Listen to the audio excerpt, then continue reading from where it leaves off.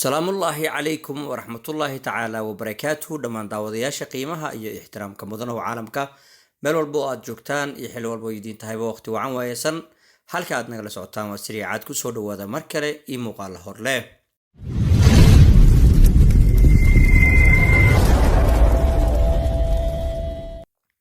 kumaadsanadiin daawashada iyo kamid noqoshaha janalka iyo sida weyn ee markaas aad ugu xirantihiin intaba waan idinkaga mahad celinayaa sharaf dushiina ha noqoto ayaan idin leeyahay farxadana ha idinku dhammaato qof walba caafimaad qaban allah u zaa'idiyo inta xanuunsanna allah inoo caafiya haddaadan ka mid ahayn janalka imikaba ka mid noqo oo subscribe noo saar kan baleelkana furta oo like gareeya siina share gareeya asxaab badan inoo gaarsiiya aad baad u mahadsantihiin mowduucayna maanta mowduucyada kale wax badan oo kaga duwnaan doona waxaana rajeynayaa in aynu isla fahmi doono sida aan u hadlayno iyo halka aan ka hadlayno iyo halka qotada dheer ee markaa uu hadalkayga ku socdo intaba inaan isla fahanno kadibna aynu wax badan ka qaadano fideogana aad gaarsiisaan meeshaan ku wadna ayaan rajeynayaa bal muuqaalka maxaa uu quseeyaa marka ugu horeysa waa inaan horta kuu dulmaraa kadibna aan soo wada daawanaa waan isku soo laaban doonaa qofkani inaad soo aragtid waa inoo muhiim si aynu u wada falanqeyno waxna aan u fahnaa daawasho wacan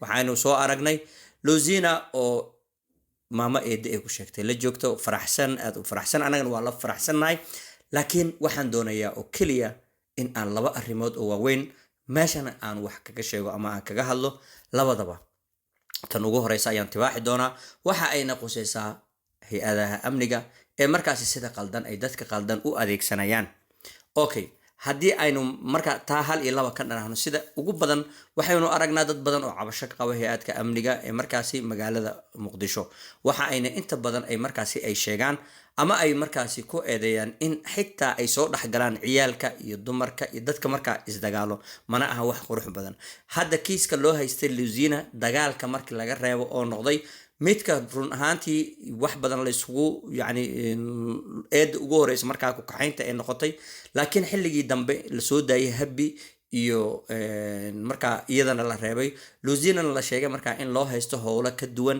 howlaha markaasi ay gashay Luzga waxa ay markaasi ku eedeeyeen iyo waxa ay markaasi la kulantay kadib laba arin oo kala duwan ugu dambeyn horta inay soo baxday waa alxamdulillah waynu farxad qodobkan waxaa marka leeyahay hay-adka dawliga ah waxaa qurux badan dadka kala sareeya ama dadka ka sareeya dadka saas sameynayo in ay markaasi wax weyn ay ka qabtaan si bulshada ayna kala qaybsanaan ugu dhicin iskuna xirnaadaan halka ay bulsho ka hagaagtana waa xagga dhalinyarada weeyaan haddii ay dhalinyaradu wax tawdaan ama ay noqdaan kuwo wax ka tabanaya xukuumadooda ama dowladdaasi ma sii han qaadi karto waayo halka ay ka dunto ama ay ka dhisanto waa dhalinyarada xagga wax soo dhistay oo dalka xornimada soo gaarsiisay SYL waxay ahaayeen dhalinyaro wax walba oo wax dhisi karaan waa dhalinyaro waxaan rajeynayaa horta in waxyaabo badan laga qaban doono amnigaasna wax laga bedeli doono dadka markaasi dowladda u shaqeeya waxyaabaha aanan quruxda badnayn ku dhaqmayo ama tiisa shakhsiyaadka ah kusoo dabaalayo tan guud ee danta qaranka waxaan leeyahay dadka ka sareeya inay wax ka qabtaan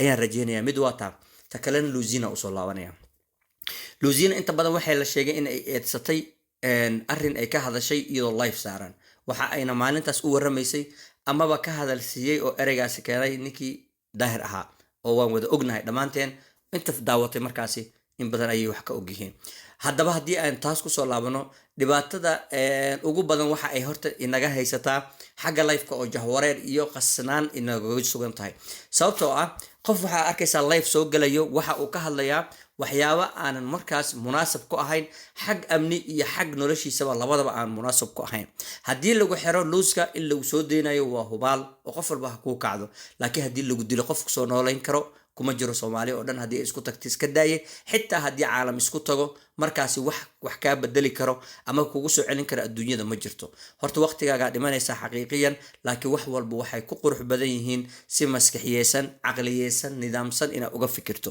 haddii life aad soo gashid iyo haddii aad baashaashid iyo haddii aad markaasi wax walba samaysatid waad awoodi karaysaa laakiin weligaa waxaad iska ilaalinaysaa in dhiiqa lagu geliyo in meel aadan ka soo filayn wax lagaaga qabto in waxyaabo aadan markaas munaasab ku ahayn oo adigaba aad diiday inaad ka hadasho sida hadda maalintaas waxaa sheegtay xitaa inaadan ka hadli karin adoo Muqdisho joogo laakiin markii aad ka baxdid Muqdisho oo aad Nairobi tagtid in aad wax badan ka soo hadli doontid Luzku maanta waxaa tahay dadka loogu jacaylka badan yahay social media, dadka markaasi mustaqbalka ifaya leh, dadka wax badan in ay qabsan karto aan anigu fahmaya ayaa tahay.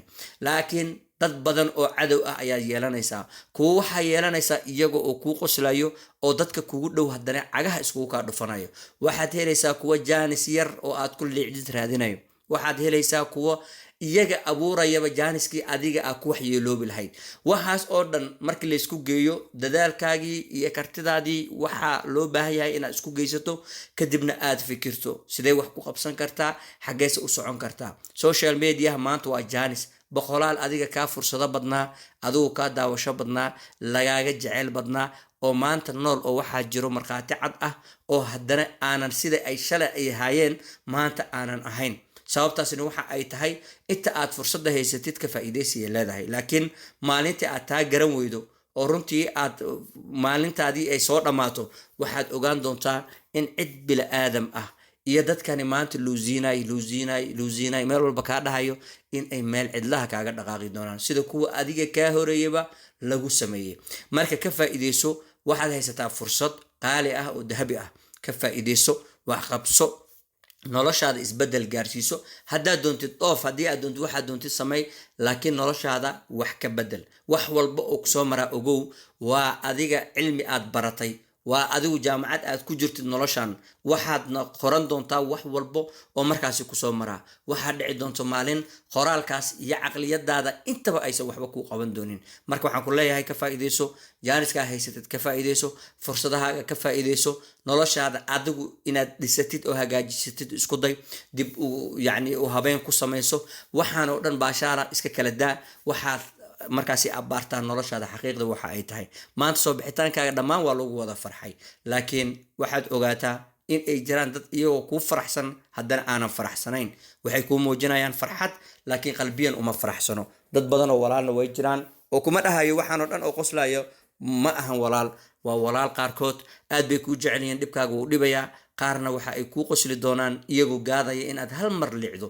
maalintaa liicdana waxaad arki doontaa in ay albaab walba oo kugu soo furmaa wax uun kugu sii daraa mooyaane aysan waxba kaaga dhimaynin. marka waxaan ku leeyahay caqligaaga ha shaqeeyo.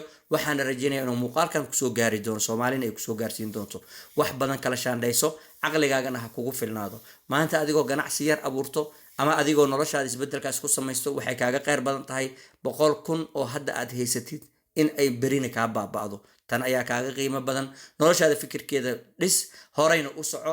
waxyaabaha qaarna ha gelin oo dhallinyarnimo yeena ku qaadin, ha gelin. horey uga soco. waxaad aragtid waa aragtay. 100,000 oo kula aragtay ayaa jirto oo iska aamusan.